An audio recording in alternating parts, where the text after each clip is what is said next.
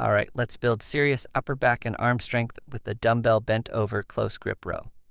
This move targets your lats, rhomboids, and biceps with tight, focused form.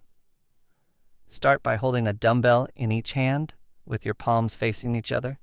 Hinge at the hips until your chest is nearly parallel to the ground, keeping your back flat and core engaged. Now row the dumbbells in close to your torso, keeping your elbows tucked in tight to your sides. Squeeze your shoulder blades together at the top, then lower back down with control. Make sure your neck stays neutral and your core stays braced the entire time. Common mistakes: don't round your back, don't let your elbows flare out, and avoid using momentum.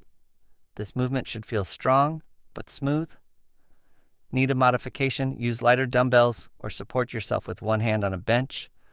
Want more of a challenge? Add a pause at the top or slow down the lowering phase. Stay tight, stay controlled, and row with purpose.